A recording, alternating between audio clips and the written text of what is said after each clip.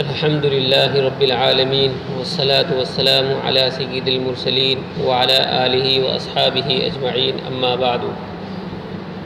أعوذ بالله من الشيطان الرجيم بسم الله الرحمن الرحيم يمحق الله الربا ويربي الصدقات والله لا يحب كل كفار أثيم إن الذين آمنوا وعملوا الصالحات وأقاموا الصلاة وآتوا الزكاة لهم أجرهم عند ربهم ولا خوف عليهم ولا هم يحزنون يا أيها الذين آمنوا اتقوا الله وذروا ما بقي من الربا إن كنتم مؤمنين فإن لم تفعلوا فأذنوا بحرب من الله ورسوله وإن تبتم فلكم رؤوس أموالكم لا تظلمون ولا تظلمون وإن كان ذو عسرة فنظرة إلى ميسرة وأن تصدقوا خير لكم إن كنتم تعلمون واتقوا يوما ترجعون فيه إلى الله ثم توفى كل نفس ما كسبت وهم لا يظلمون صدق الله العظيم۔ اللہ تعالیٰ سود کو مٹاتے ہیں اور صدقات کو بڑھاتے ہیں، اور اللہ تعالیٰ پسند نہیں کرتے کسی کفر کرنے والے کو اور کسی گناہ کے کام کرنے والے کو۔ بے شک جو لوگ ایمان لائے اور انہوں نے نیک کام کیے اور بالخصوص نماز کی پابندی کی اور زکوٰۃ دی، ان کے لیے ان کا ثواب ہوگا ان کے پروردگار کے نزدیک، اور آخرت میں ان پر کوئی خطرہ نہیں ہوگا اور نہ وہ غم زدہ ہوں گے۔ اے ایمان والو، اللہ سے ڈرو اور جو کچھ سود کا بقایا ہے اس کو چھوڑ دو اگر تم ایمان والے ہو۔ پھر اگر تم اس پر عمل نہ کرو گے تو اشتہار سن لو جنگ کا اللہ کی طرف سے اور اس کے رسول کی طرف سے، یعنی تم پر جہاد ہوگا،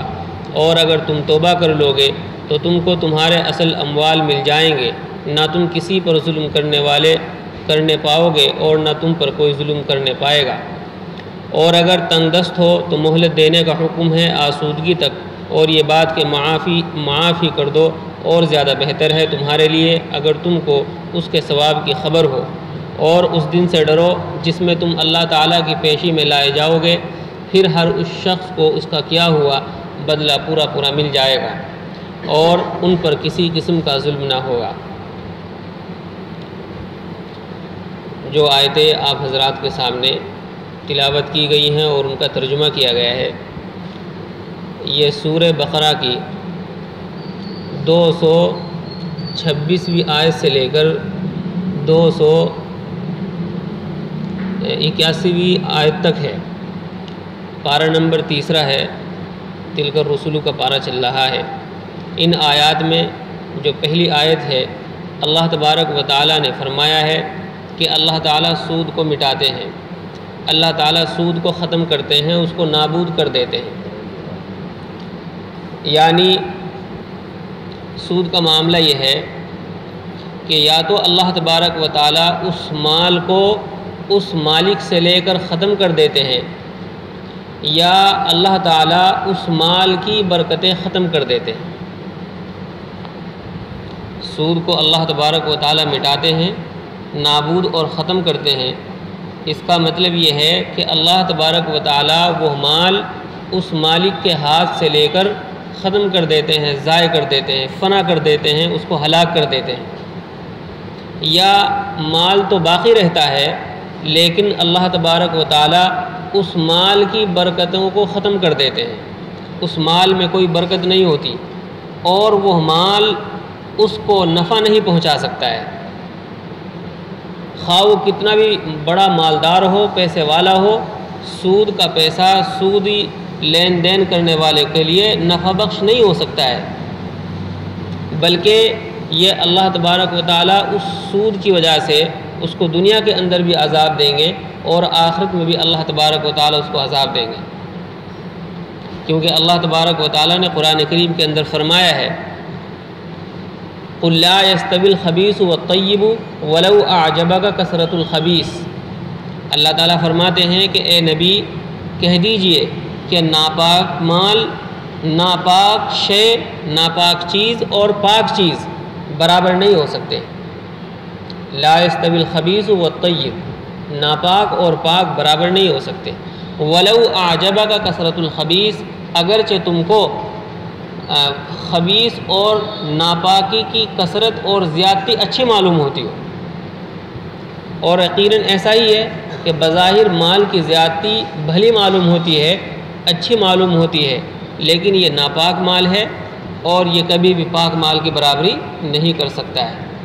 اس لیے ایمان والوں کو ہمیشہ جو ہے پاک شے کی فکر میں رہنا چاہیے، ناپاک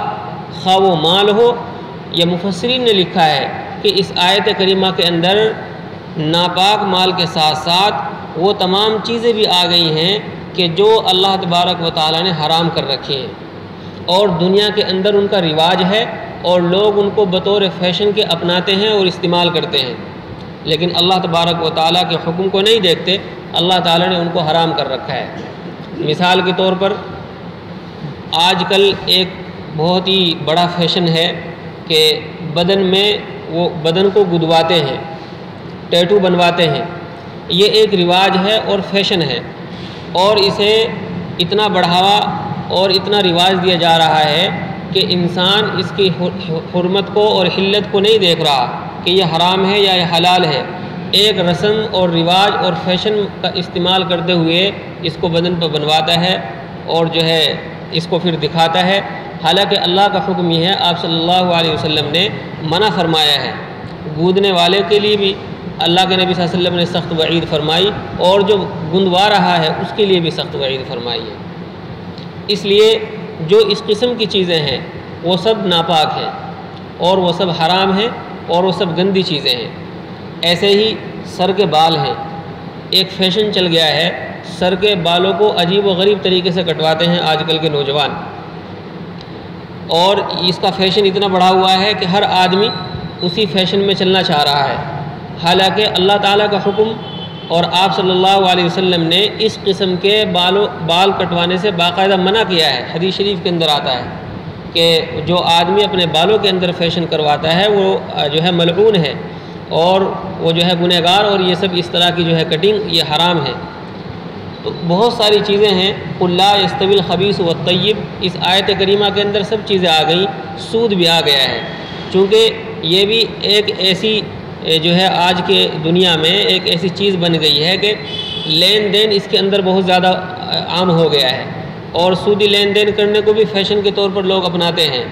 اور یہ سمجھتے ہیں کہ اگر ہم اس سودی لین دین میں کاروبار کریں گے تو ہم بڑے مالدار کہلائیں گے۔ تو اللہ تعالیٰ نے فرمایا کہ یہ گندا مال ہے اور پاک مال کی کبھی برابری نہیں کر سکتا۔ ہاں، جو سودی لین دین ہوتا ہے چونکہ اس میں بظاہر مال بڑھتا ہوا نظر آتا ہے اور مال کا بڑھنا انسان کو اچھا لگتا ہے، اللہ فرماتے ہیں کہ اگرچہ اس مال کا بڑھنا تمہیں اچھا لگتا ہو لیکن پھر بھی اس سے جو ہے باز رہو، کیونکہ یہ حرام ہے۔ اور ایک آیت کے اندر دوسری جگہ اللہ نے فرمایا وَمَا آتَيْتُم مِّن رِّبًا لِّيَرْبُوَ فِي أَمْوَالِ النَّاسِ فَلَا يَرْبُو عِندَ اللَّهِ، کہ جو تم سود بطور قرض کے دیتے ہو، صاف طور پر اللہ نے فرمایا جو سود تم بطور قرض کے دیتے ہو کہ وہ لوگوں کے مال میں بڑھوتری کرے گا، فَلَا يَرْبُو عِندَ اللَّهِ، اللہ تعالیٰ کے نزدیک سود کا مال بڑھتا نہیں ہے، ہماری نظر میں بڑھتا ہے لیکن حقیقت میں وہ اللہ کے یہاں نہیں بڑھتا ہے، وہ گھٹتا ہے۔ چنانچہ آپ صلی اللہ علیہ وسلم کی حدیث مبارکہ ہے، آپ نے فرمایا الربا وإن کثر فإن عاقبته تصير إلى كل، کہ ربا اور سود اگرچہ بڑھے اور زیادہ ہو لیکن انجام کے اعتبار سے کم ہی ہے، فإن عاقبته تصير إلى كل، انجام کے اعتبار سے سود کم ہے۔ تو اس لیے جس کو اللہ اور اس کے رسول صلی اللہ علیہ وسلم نے منع فرما دیا اور اس کی قلت کو یقین کے ساتھ بتلا دیا ہے، تو ہم لوگوں کو بھی اور تمام امت مسلمہ کو بھی اس سے بچنا چاہیے، اس سے پرہیز کرنا چاہیے۔ اللہ تعالیٰ فرماتے ہیں یمحق اللہ الربا، اللہ تعالیٰ سود کو مٹاتے ہیں، اللہ تعالیٰ سود کو ختم کرتے ہیں، بڑھتا نہیں ہے، یہ کم ہوتا ہے۔ ویربی الصدقات، اور صدقات کی خیرات کی برکت کو بڑھاتے ہیں،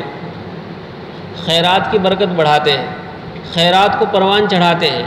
اور ایک روایت میں آتا ہے کہ اللہ تبارک و تعالیٰ خیرات کو پالتے اور پوستے ہیں، خیرات کو پالتے اور پوستے ہیں۔ چنانچہ حدیث شریف کے اندر ہے، آپ صلی اللہ علیہ وسلم نے فرمایا، من تصدق بعدل تمرۃ من کسب طیب ولا يقبل اللہ الا الطیب فإن اللہ يتقبلها بیمینہ فیربیها لصاحبہ کما یربی احدکم فلوہ حتی تکون مثل الجبل۔ آپ نے فرمایا کہ جو شخص اپنے پاک مال میں سے ایک کھجور کے برابر بھی صدقہ کرے، دیکھو پاک مال ضروری ہے، اگر مال ناپاک ہے اور آپ احد پہاڑ کے برابر صدقہ کر دیں، خیرات کر دیں، تو اس کی اللہ تعالیٰ کے یہاں کوئی قدر اور کوئی قیمت نہیں ہے۔ اللہ کے رسول نے فرمایا کہ جو آدمی پاک مال میں سے ایک کھجور کے برابر بھی صدقہ کر دے، اور اللہ تبارک و تعالیٰ پاک مال کو ہی قبول فرماتے ہیں، یہ بھی ہے حدیث کے اندر، اور اللہ تبارک و تعالیٰ پاک مال کو ہی قبول فرماتے ہیں، تو اللہ تبارک و تعالیٰ اس کے پاک مال میں سے جو اس نے ایک کھجور صدقہ کی ہے، اللہ تبارک و تعالیٰ اس کو دائیں ہاتھ سے قبول فرما لیتے ہیں، اور پھر اس صدقے کی ایسی پرورش کرتے ہیں اور اسے ایسے پالتے اور پوستے ہیں جیسے انسان اپنے اونٹ کے بچے کو پالتا اور پوستا ہے، اس طرح اللہ تبارک و تعالیٰ خیرات کو پالتے اور پوستے ہیں، یہاں تک کہ وہ جو ہے پہاڑ کے برابر ہو جاتا ہے۔ بظاہر تو اس نے ایک کھجور کو اللہ کی راہ میں دیا ہے، لیکن اللہ تبارک و تعالیٰ نے اس کو پال کر پوس کر پہاڑ کے برابر بنا دیا ہے۔ تو اتنا ثواب ہے اور اتنی اہمیت ہے اور اتنی فضیلت ہے پاک صاف مال کی۔ مال کا پاک ہونا ہی اللہ تعالیٰ کو پسند ہے،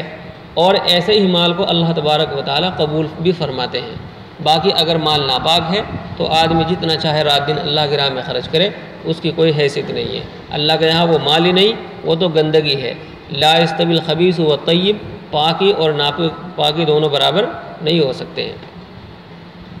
یمحق اللہ الربا ویربی الصدقات، اللہ تبارک و تعالیٰ سود کو مٹاتے ہیں اور خیرات کی پرورش فرماتے ہیں۔ واللہ لا یحب کل کفار اثیم، اور آگے اللہ تبارک و تعالیٰ نے فرمایا کہ اللہ تبارک و تعالیٰ ناشکرے کو اور گناہ کرنے والے کو پسند نہیں کرتے، دوست نہیں رکھتے۔ اللہ تعالیٰ دوست رکھتے ہیں جو اللہ کا شکر ادا کرنے والا ہوتا ہے اور جو گناہوں سے بچتا ہے، نیک کام کرتا ہے، اسے اللہ دوست رکھتے ہیں، اور جو ناشکرا ہوتا ہے، دل کے اعتبار سے ناشکرا ہے اور اپنے قول اور اپنے فعل میں وہ گنہگار ہیں، تو ایسے آدمی کو اللہ تبارک و تعالیٰ دوست نہیں رکھتے۔ چونکہ یہ جو سود خور ہوتا ہے یہ کفار بھی ہے، ناشکرا بھی ہے، اور اسیم اور گنہگار بھی ہوتا ہے۔ سودی لین دین کرنے والا سود خور ناشکرا بھی ہوتا ہے اور گنہگار بھی ہوتا ہے، اور اللہ تبارک و تعالیٰ ناشکرے کو اور گنہگار کو دوست نہیں رکھتے، اس لیے سودی لین دین کرنے والا بھی اللہ تعالیٰ کا دوست نہیں ہو سکتا ہے۔ اس کی وجہ یہ ہے کہ سود خور جو اللہ تبارک و تعالیٰ نے رزق عطا فرمایا ہے سود خور کو، سود خور اس پر راضی نہیں ہوتا، اور اللہ تبارک و تعالیٰ نے جو جائز کمائی کے طریقے بتائے ہیں یہ ان پر چل کر مال نہیں کماتا، بلکہ اس کی فکر اور اس کی دھن یہ رہتی ہے کہ کسی طریقے سے باطل اور غلط اور ناجائز طریقوں کا استعمال کر کے پیسہ کما لے اور پیسہ بنا لے، خواہ لوگوں پر ظلم و ستم ہی کیوں نہ ہو جائے، کسی کا مال ہی کیوں نہ ہڑپ لیا جائے، لیکن اس کی فکر یہ رہتی ہے کہ باطل طریقوں کو اختیار کر کے زیادہ سے زیادہ پیسے کو اکٹھا کر لیا جائے۔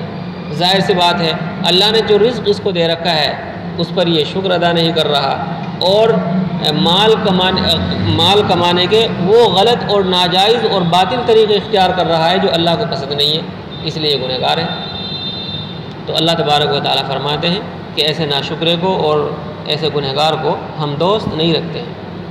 اس کے بعد اللہ تبارک و تعالیٰ نے فرمایا کہ ہمارے دوست کون ہیں۔ اب تک تو ذکر تھا سودی لین دین کرنے والے کا، سود خور کا، آگے اللہ تبارک و تعالیٰ نے اپنے نیک بندوں کا ذکر فرمایا ہے، اور اللہ تعالیٰ فرماتے ہیں کہ جو لوگ ایمان لائے، ہمارے اوپر ایمان لائے اور رسول اللہ پر ایمان لائے اور اعمال صالحہ کیے،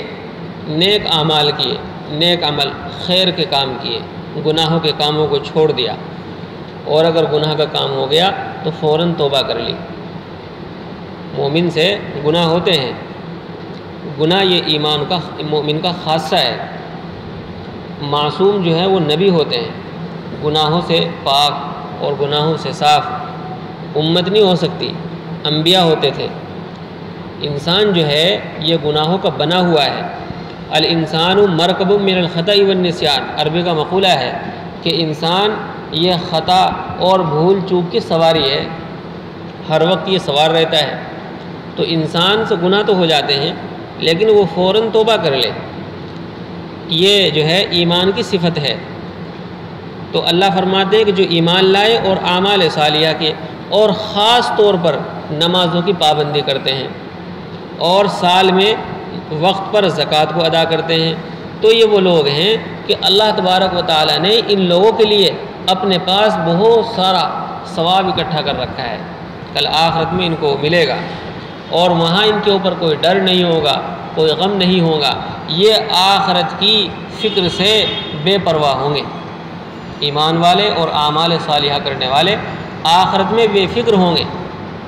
ورنہ وہاں سب کو فکر ہوگی، نفسہ نفسی کا عالم ہوگا۔ لیکن جو سچے مومن ہوں گے، اعمال صالحہ جنہوں نے کیے ہوں گے، اللہ کو راضی کر رکھا ہوگا، نمازوں کی زندگی پر پابندی کی اور اللہ کے تمام احکام انہوں نے پر عمل کیا، اور اگر کوئی کبھی خطا اور غلطی ہو گئی تو فوراً توبہ کر لی، ایسے لوگوں کو اللہ تبارک و تعالیٰ دوست رکھتے ہیں، اور آخرت میں اللہ تبارک و تعالیٰ نے ان کے لیے بہت سا ثواب اکٹھا کر رکھا ہے، اور یہ آخرت میں بے فکر ہوں گے۔ انہیں کسی قسم کا کوئی فکر، نہ اپنے حساب و کتاب کا فکر ہوگا، نہ انہیں پل صراط کا فکر ہوگا، اور کسی بھی طرح کا انہیں کوئی فکر نہیں ہوگا، یہ وہاں پر بے فکر رہیں گے کیونکہ یہ اللہ کے دوست ہوں گے۔ یا ایھا الذین آمنوا اتقوا اللہ وذروا ما بقی من الربا ان کنتم مؤمنین۔ اس کے بعد اللہ تبارک و تعالیٰ فرماتے ہیں، اے ایمان والو اللہ سے ڈرو اور جو کچھ سود کا بقایا ہے اس کو چھوڑ دو اگر تم ایمان والے ہو۔ مطلب یہ ہے اس کا کہ ایمان والوں سے کہا جا رہا ہے کہ اے ایمان والو اللہ سے ڈرو، اور اگر تمہارا کسی پر سود ہو تو اس کو چھوڑ دو۔ اگر فرض کر لیجئے کہ ایک آدمی نے اگر قرض دے رکھا ہے اور سود پر قرضہ دے رکھا ہے، تو اللہ فرماتے ہیں وَذَرُوا مَا بَقِيَ مِنَ الرِّبَا، جو اصل مال ہے آپ کا اس کو تو آپ لے لو، لیکن جو اصل مال سے زائد تم نے سود متعین کر رکھا ہے اس کو چھوڑ دو۔ وَذَرُوا مَا بَقِيَ مِنَ الرِّبَا، ما بقیہ سود کو چھوڑ دو اگر تم ایمان رکھتے ہو۔ یہ جو آیت کریمہ ہے، یہ آیت کریمہ خاندان ثقیف، عرب کا قبیلہ تھا، خاندان ثقیف کے بنو عمر بن عمیر اور خاندان مخزوم کے بنو مغیرہ کے سلسلے میں یہ آیت کریمہ نازل ہوئی ہے۔ یہ دو خاندان تھے، ایک ثقیف کا خاندان تھا اور ایک مخزوم کا خاندان تھا۔ یہ آپس میں سودی لین دین کرتے تھے اسلام لانے سے پہلے، ان کا کاروبار سودی کاروبار تھا۔ چنانچہ ان میں سے ایک قبیلہ بنو مخزوم ایمان لے آیا۔ اب یہ ثقیف والے ان کے پاس گئے اور کہا کہ ہمارا سود جو ہے وہ ادا کرو، اس کو واپس کرو۔ مخزوم والے کہنے لگے کہ ہم مسلمان ہو گئے ہیں اور اب ہم اسلام چونکہ ہم قبول کر چکے، اب ہم سودی لین دین نہیں کریں گے۔ چنانچہ اس وقت کے جو خلیفہ تھے انہوں نے آپ صلی اللہ علیہ وسلم کے پاس خط لکھا کہ اس طرح کا معاملہ ہے، ایک خاندان اپنا سود وصول کرنا چاہتا ہے اور دوسرا مسلمان ہونے کی وجہ سے ان کو منع کر رہا ہے۔ تو یہ آیت کریمہ نازل ہوئی، یا ایھا الذین آمنوا اتقوا اللہ وذروا ما بقی من الربا ان کنتم مؤمنین، کہ اے ایمان والو اللہ سے ڈرو اور سود کو چھوڑ دو اگر تم ایمان والے ہو۔ تو ثقیف والوں نے جب یہ آیت کریمہ سنی تو اللہ تبارک و تعالیٰ کے سامنے توبہ کی اور جو سود تھا اس کو چھوڑ دیا اور جو اصل مال تھا اس کو حاصل کر لیا۔ تو اس لیے جو ہے حضرت عبداللہ ابن عباس رضی اللہ تعالیٰ عنہما نے کی روایت ہے، وہ فرماتے ہیں کہ جو سودی لین دین کرنے والا ہوتا ہے اس کو چاہیے کہ وہ اللہ اور اس کے رسول سے جنگ کا یقین کر لے۔ حضرت ابن عباس کی روایت ہے کہ سود خور اللہ اور اس کے رسول سے جنگ کا یقین کر لے، یعنی ہر حال میں اب اس کی اور اللہ اور اس کے رسول کی جنگ ہے اس کے ساتھ،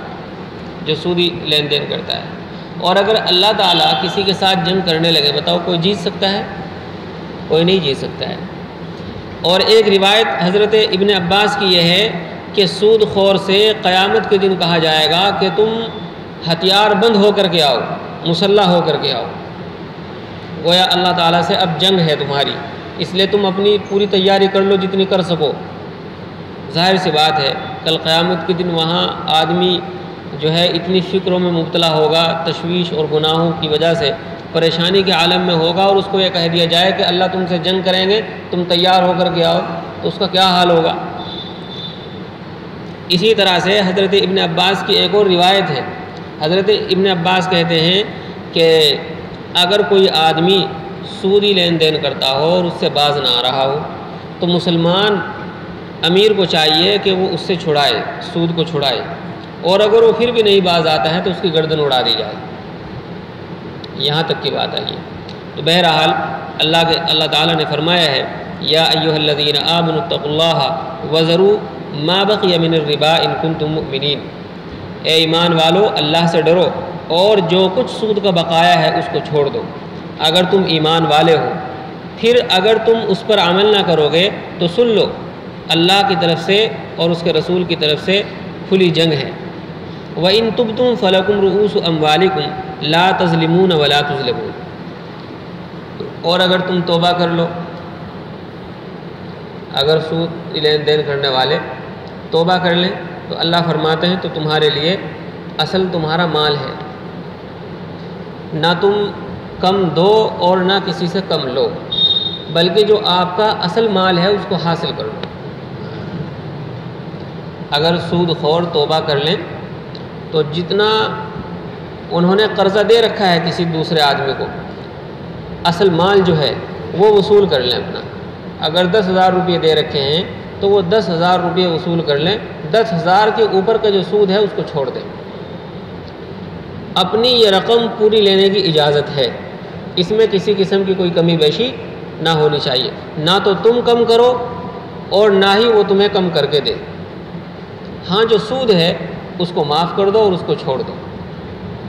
آپ صلی اللہ علیہ وسلم نے فرمایا الا ان الربا کان فی الجاہلیت موضوع عنکم کلکم، الا ان الربا کان فی الجاہلیت موضوع عنکم کلکم واول ربا موضوع ربا ابن عباس موضوع کلہ۔ آپ فرماتے ہیں کہ حجۃ الوداع کے موقع پر آپ صلی اللہ علیہ وسلم نے جو آخری حج فرمایا ہے، اس آخری حج میں آپ نے تقریر فرمائی، اس تقریر کے یہ الفاظ ہیں، آپ نے فرمایا کہ سن لو کہ جو سود ہے وہ معاف ہے، اور تم میں سے ہر ایک کو چاہیے کہ وہ اپنے اپنے سود کو معاف کر دے اور جو اصل رقم ہے اس کو وصول کر لے۔ لا تظلمون ولا تظلمون، نہ تم کم کرو اور نہ وہ تمہیں کم کر کے دے، اس میں کوئی کمی بیشی نہ ہونی چاہیے، وہ پورا وصول کرنے کی اجازت ہے۔ اور آپ صلی اللہ علیہ وسلم نے فرمایا کہ سب سے پہلے میں حضرت ابن عباس کا سود معاف کرتا ہوں جو انہوں نے دے رکھا تھا۔ حضرت ابن عباس نے بھی کسی کو رقم دے رکھی تھی سود پر، تو آپ صلی اللہ علیہ وسلم نے اس بھرے میدان میں اعلان فرما دیا کہ ان کی جو سود کی رقم ہے اس کو میں معاف کرتا ہوں۔ چنانچہ جب یہ آیات نازل ہو گئی تو صحابہ کرام نے اس سود کے لین دین اور اس کاروبار کو بالکل ختم فرما دیا تھا۔ وَإِن تُبْتُمْ فَلَكُمْ رُؤُوسُ أَمْوَالِكُمْ لَا تَظْلِمُونَ وَلَا تُظْلَمُونَ وَإِن كَانَ ذُو عُسْرَةٍ فَنَظِرَةٌ إِلَىٰ مَيْسَرَةٍ وَأَن تَصَدَّقُوا خَيْرٌ لَكُمْ إِن كُنتُمْ تَعْلَمُونَ۔ مزید آگے اللہ تبارک و تعالیٰ فرماتے ہیں کہ اگر کوئی آدمی تنگ دست ہو، اگر ہم نے کسی آدمی کو رقم دے رکھی ہے ادھار پر، سود تو ہم نے چھوڑ دیا، اب ہم نے کسی کو قرضہ دے دیا ہے، 10,000 روپیہ قرضہ دے دیا ہے، اب یہ آدمی جس کو ہم نے قرض دیا ہے 10,000 روپیہ کا، یہ بہت تنگ دست ہے، تو اللہ تعالیٰ فرماتے ہیں کہ اگر تمہارا مقروض تنگ دست ہے تو تمہیں چاہیے کہ اس کے خوشحال ہونے تک اس کو مہلت دو، اس پر دباؤ نہ بناؤ بار بار کہہ کر کے کہ مجھے میرے پیسے واپس کرو، کیونکہ اس کے پاس پیسے نہیں ہیں۔ اس کو مہلت دو آپ،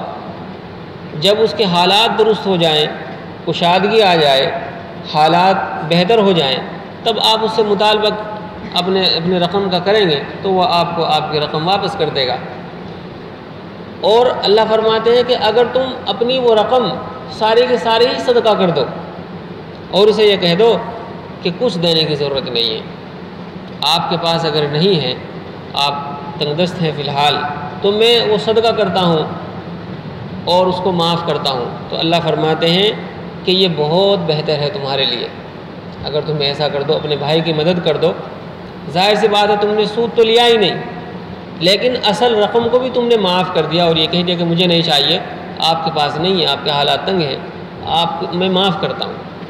صدقہ کا لفظ بھی مت بولیے اس کے سامنے، اس کو حیا آئے گی، شرم آئے گی۔ یہ کہہ سکتے ہیں کہ بھائی میں معاف کرتا ہوں، اب مجھے مت دینا۔ چنانچہ آپ صلی اللہ علیہ وسلم کی حدیث ہے،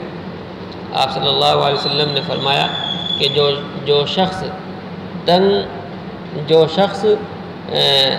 تنگ دست، اگر کسی کا مقروض تنگ دست ہو اور وہ اس کو مہلت دے دے، مقروض جس کو ہم نے قرضہ دے رکھا ہے، اگر کسی کا مقروض تنگ دست ہو اور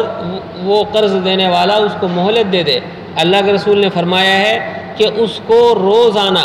قرضے کے برابر صدقے کا ثواب ملے گا، روزانہ قرضے کے برابر صدقے کا ثواب ملے گا۔ اگر آپ نے کسی کو 10,000 روپئے ادھار دے رکھے ہیں اور وہ تنگ دست ہے تو آپ اس کو مہلت دے دیجئے، روزانہ آپ کو 10,000 روپئے اللہ کی راہ میں صدقہ کرنے کا ثواب ملے گا۔ راوی کہتے ہیں کہ اگلی بار آپ صلی اللہ علیہ وسلم نے فرمایا کہ جو شخص تنگ دست آدمی کو مہلت دے تو اس کو روزانہ قرضے کے برابر دگنا صدقہ کرنے کا ثواب ملے گا۔ اگر 10,000 روپیہ آپ نے صدقہ قرضہ دے رکھا ہے اور آپ نے اس کو مہلت دے دی تو 20,000 روپیہ آپ کو صدقہ کرنے کا ثواب ملے گا۔ چنانچہ راوی نے عرض کیا آپ صلی اللہ علیہ وسلم سے کہ اللہ کے رسول، ایک بار آپ نے فرمایا کہ 1 گنا صدقہ کرنے کا ثواب ملے گا، اگلی بار آپ نے فرمایا کہ 2 گنا صدقہ کرنے کا ثواب ملے گا۔ تو آپ صلی اللہ علیہ وسلم نے جواب دیا کہ مہلت جو ہے قرض چکانے تک تو 1 گنا ثواب ملے گا، اور جب قرض چکانے کی مدت آ جائے، وقت آ جائے اور پھر آپ اس کو مزید مہلت دیں تو 2 گنا ثواب ملے گا۔ یعنی اگر اس نے 1 مہینے کا وعدہ کیا ہے، آپ نے مہلت دے دی کہ ٹھیک ہے 1 مہینے میں دے دیجیے گا تو 1 گنا ثواب ملے گا۔ جب مہینہ پورا ہو گیا اور آپ کو معلوم ہے کہ اس کے حالات تنگ ہیں، خراب ہے، یہ نہیں دے سکتا، آپ نے کہہ دیا کہ جب آپ کے پاس ہوں گے جب دے دینا، تو اب جو ہے آپ کو قرضے کے برابر ڈبل جو ہے صدقے کا ثواب ملے گا۔ یہ اتنی فضیلت ہے۔ اگر وہ آدمی اسی طرح اگر لے کر کر دیا ہے نا، اور دوسرا قرضہ دینا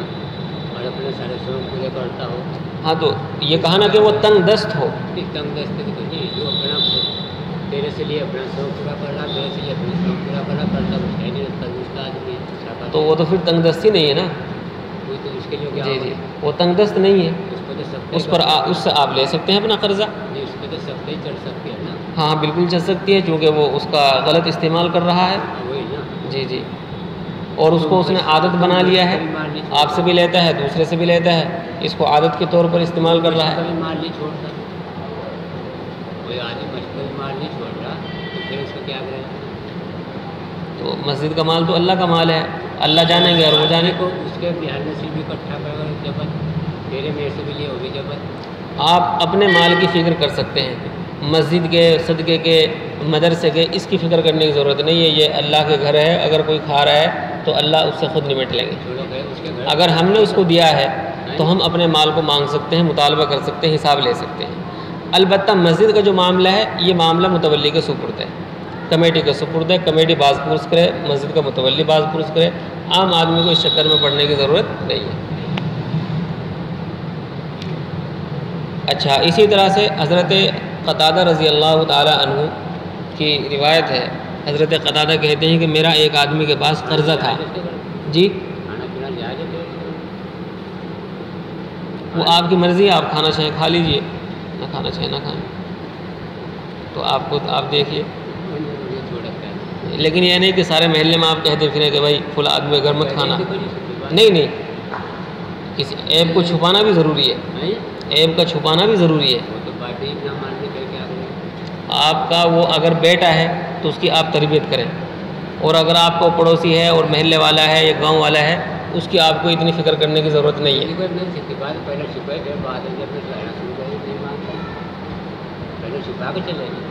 ہاں میں بتا رہا ہوں کہ بھائی دیکھ کوئی آدمی ایسا کہ اللہ نے فرمایا جو میرا بندہ ہے کہیں چھپا ہوگا کسی کا مذہب تک چھپا ہوگا، انہوں نے تو کہا بھائی تم نے ملک کا سامان بدلا ہے جو خیر سکنے سے یہ رکھ دو ماننا نہیں۔ تو میں نے کہا نا، آپ اگر ذمہ دار ہیں تو آپ اس سے باز پرس کیجئے یا آپ متولی کو بتا دیجئے، وہ اپنے آپ نمٹیں گے۔ اور رہی بات یہ کہ اگر آپ کو نہیں کھانا ہے اس کے گھر کا مت کھائیے، لیکن اس کو بدنام نہ کیجیے، چونکہ یہ اللہ کو ناپسند ہے۔ کسی کے عیب کسی کے عیبوں کو بتانا یہ بہت برا ہے، اللہ اس کو پسند نہیں کرتے ہیں۔ خود اللہ تعالیٰ ستار ہے، بہت چھپانے والے ہیں، ہمارے سینکڑوں ہزاروں کروڑوں عیبوں کو اللہ نے چھپا رکھا ہے، اس لیے اللہ کو یہ بہت پسند ہے کہ دوسرے بھائی کے عیب کو چھپایا جائے، اس کو بے عزت نہ بالکل کیا جائے۔ ہر آدمی کی عزت ہوتی ہے۔ بہرحال حضرت قتادہ رضی اللہ تعالیٰ عنہ یہ کہتے ہیں کہ میرا ایک آدمی کے پاس قرضہ تھا، میں جب بھی اس کے پاس قرضہ مانگنے کے لیے جاتا وہ گھر میں چلے جاتے اور نکلتے ہی نہیں تھے باہر، میں واپس آ جاتا۔ کئی مرتبہ ایسا ہوا میں نے آواز دی، اندر سے کوئی جواب ہی نہیں آیا، وہ اندر چلے گئے۔ تو ایک مرتبہ یہ ہوا کہ انہوں نے ایک بچے کو باہر بھیجا، جب میں نے آواز لگائی بچہ باہر آیا، میں نے اس سے کہا کہ کہاں ہے وہ، کہ وہ گھر میں ہیں۔ کیا کر رہے ہیں؟ کہ وہ کھانا کھا رہے ہیں۔ اچھا، تو حضرت قتادہ رضی اللہ عنہ نے گھر کے دروازے پر جا کر کے یہ کہا کہ اے فلاں آدمی، مجھے معلوم ہو گیا ہے کہ تم گھر میں ہو، باہر آؤ نکل کر اور میرا قرضہ دو۔ چنانچہ وہ آدمی باہر آیا اور اس نے کہا کہ میرے پاس قرضہ نہیں ہے، میں بہت تنگ دست ہوں۔ حضرت قتادہ نے کہا کہ واقعتاً آپ تنگ دست ہو، حالانکہ وہ کھانا کھا رہے تھے اور وہ کہہ رہے ہیں باہر آ کر کہ میرے پاس کچھ نہیں ہے اور میں تنگ دست ہوں۔ حضرت قتادہ نے کہا کہ واقعتاً آپ تنگ دست ہیں؟ اس نے کہا جی ہاں، میں واقعتاً تنگ دست ہوں اور میرے پاس کچھ نہیں ہے، تنگ حال ہوں۔ حضرت قتادہ رضی اللہ تعالیٰ عنہ کی آنکھوں میں آنسو آ گئے اور آپ نے فرمایا من نفس عن غریمہ او محا عنہ کان فی ظل اللہ یوم القیامہ، کہ جو آدمی مقروض کے قرضے کو صدقہ کر دے یا اس کو معاف کر دے تو کل وہ قیامت کے دن اللہ تعالیٰ کے عرش کے سائے میں ہوگا، اور اس کو معاف کر دیا کہ میں نے اپنا قرضہ معاف کر دیا، اب میں تمہارے پاس کبھی نہیں آؤں گا۔ اس لیے جو ہے بہت اس سلسلے میں اگر واقعتاً آدمی جس کو آپ نے قرضہ دیا ہے وہ تنگ دست ہے اور آپ اس کے صحیح حالات سے واقف ہیں تو پھر اس کے ساتھ مہلت کا معاملہ کیجیے۔ ایک حدیث قدسی میں آتا ہے اللہ تبارک و تعالیٰ ایک آدمی کو بلائیں گے اور اس سے پوچھا جائے گا کہ بتا تیرے پاس کیا ہے، کیا عمل لے کر کے آیا ہے میرے پاس؟ وہ آدمی کہے گا کہ اللہ میرے پاس کچھ نہیں ہے کہ جس کو میں آپ کی بارگاہ میں پیش کر سکوں اور آج معافی چاہ سکوں، میرے پاس کچھ نہیں ہے۔ 3 مرتبہ اللہ تعالیٰ اس سے کہیں گے کہ بتا کوئی عمل ہے تیرے پاس؟ وہ تینوں مرتبہ یہی کہے گا۔ پھر آخر میں یہ کہے گا کہ اللہ آپ نے مجھے مال دیا تھا اور میں اس مال سے خرید و فروخت کرتا تھا، اور میری عادت یہ تھی کہ میں جو میرے پاس گراہک آتا تھا اگر وہ مالدار ہوتا تب بھی میں اس کے ساتھ آسانی کا معاملہ کرتا تھا، اور اگر وہ غریب اور تنگ حال ہوتا تھا تو میں اس کو بہت مہلت دیتا تھا۔ تو اللہ تبارک و تعالیٰ یہ سن کر فرمائیں گے کہ تجھ سے زیادہ مہلت دینے والا تو میں ہوں۔ تو اللہ تبارک و تعالیٰ فرشتوں سے کہیں گے جاؤ اس کو معاف کر دو اور اسے جنت میں پہنچا دو، تو اس کو جو ہے معاف کر دیا جائے گا۔ تو اگر واقعتاً ہمارا مقروض جو ہے کیا کہتے ہیں اس کو تنگ حال ہے اور اس کے جو ہے رزق جو ہے اس کا تنگ ہے اور وہ پریشان حال ہے تو ہمیں اس کی ضرور مدد کرنی چاہیے۔ وَإِنْ كَانَ ذُو عُسْرَةٍ فَنَظِرَةٌ إِلَىٰ مَيْسَرَةٍ، اور اگر تنگ دست ہو تو مہلت دینے کا حکم ہے خوشحالی تک، اور یہ بات کہ معاف ہی کر دو زیادہ بہتر ہے تمہارے لیے اگر تم کو اس کے ثواب کی خبر ہو۔ وَاتَّقُوا يَوْمًا تُرْجَعُونَ فِيهِ إِلَى اللَّهِ، اور اس دن سے ڈرو جس میں تم اللہ تعالیٰ کی پیشی میں لائے جاؤ گے۔ اس دن سے ڈرو جب اللہ کے سامنے ہم سب کو لایا جائے گا۔ یہ تو دنیا ہے، چند روزہ ہے، مالدار بھی اللہ کے پاس جائے گا اور غریب بھی اللہ کے پاس جائے گا۔ اس لیے اگر ہم یہاں کسی کے ساتھ اچھا معاملہ کر لیتے ہیں، کسی مقروض کو مہلت دے دیتے ہیں یا اس قرض کو ہی معاف کر دیتے ہیں، تو ہم آخرت کے لیے ایک بہت بڑا ثواب اکٹھا کر رہے ہیں اور اللہ تبارک و تعالیٰ کی رضا کو پا رہے ہیں اور ایک نیک عمل اپنے اعمال نامے میں جوڑ رہے ہیں۔ اور کل قیامت کے دن سمت وفا کل نفس ما کسبت، ہر آدمی کو اس کے کیے ہوئے کا پورا بدلہ دیا جائے گا۔ سمت وفا کل نفس ما کسبت، جو دنیا میں ہم کر رہے ہیں، کما رہے ہیں، جو کچھ بھی کر رہے ہیں اس کا پورا بدلہ ملے گا۔ فمن یعمل مثقال ذرۃ خیرا یرہ، اگر ہم نے ایک ذرہ برابر بھی نیک عمل کیا ہوگا تو اللہ تعالیٰ اس کو ہمیں دکھائیں گے، اور اگر ہم نے ذرہ برابر بھی برا عمل کیا ہوگا تو اللہ تبارک و تعالیٰ اس کو بھی دکھائیں گے۔ وہم لا یظلمون، اور وہاں کسی پر کوئی ظلم نہیں کیا جائے گا۔ آدمی یہاں دنیا میں جیسا کرے گا اس کا بدلہ اللہ تعالیٰ کے یہاں ویسا ہی پائے گا۔ اللہ تبارک و تعالیٰ ہم سب کو عمل کرنے کی توفیق عطا فرمائے۔ وآخر دعوانا الحمدللہ۔